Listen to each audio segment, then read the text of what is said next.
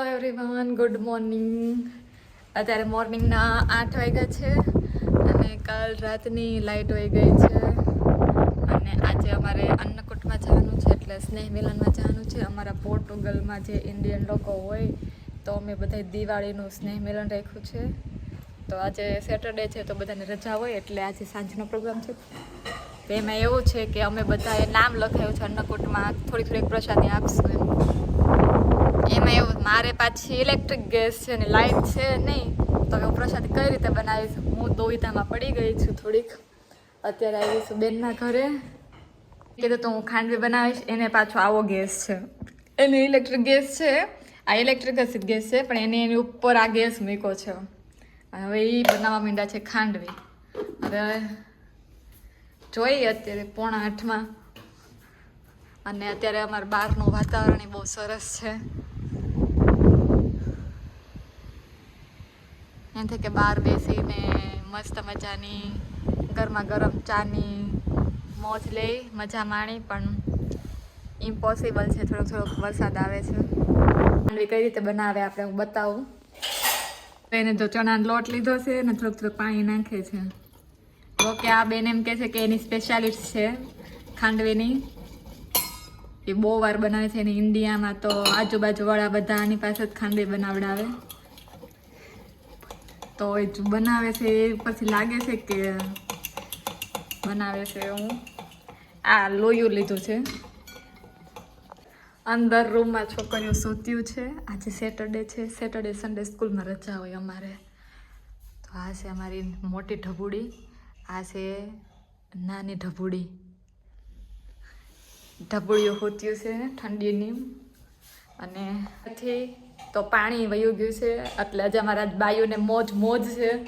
ઘર ગંદુ, પણ આજે કાંઈ કામ કરવાનું થાય નહીં લાઈક પાણી વગર. તો હું તો પ્રસાદીમાં દુવિધામાં પડી ગઈ છું. હું કરું દોસ્તો? તો તમે જરાક મને કોમેન્ટમાં આઈડિયા આપશો. જો કે તમે આઈડિયા આપવામાં રહેવો ને ત્યાં તો 2 દિવસ થઈ જશે.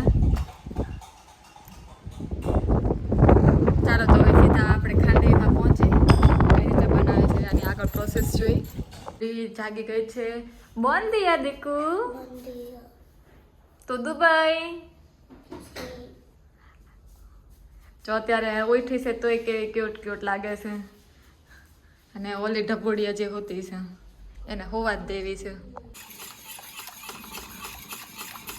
હવે પાટોળી બનવા માંડી છે. હવે જ્યારે બને ને ત્યારે હવે સીધું બતાવીશ.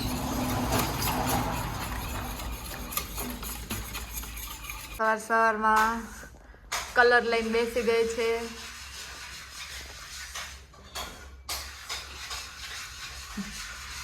આના કલર છે, ઇટાલીથી આવ્યા છે, મેડ બાય ઇટાલી. બોલો છે ને છોકરી ઇટાલીની વસ્તુ વાપરે. રે પોર્ટુગલમાં વસ્તુ વાપરવાની ઇટલીની. જો કેટલા બધા કલર છે. જાની વાલી પીનારા. આટલું ઘાટું થવા દેવાનું. હવે જોઈ ધીરે ધીરે પાથરે છે.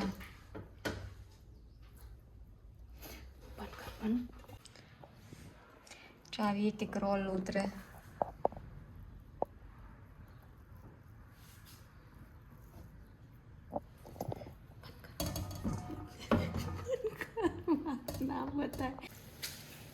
મસ્ત પાટોળી થઈ ગઈ છે.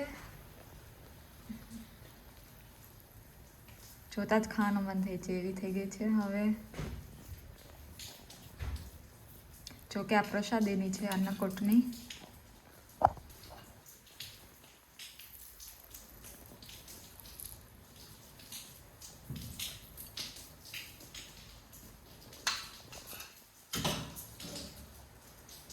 હેલો એવરીવન, 9:30 થઈ ગયા છે સવારના અને લાઇટ આવી ગઈ છે. તો હવે હું મારી પ્રસાદી બનાવી નાખીશ. મેં વિચાર્યું હતું કે હું પોટેટો બાઇટ્સ બનાવીશ.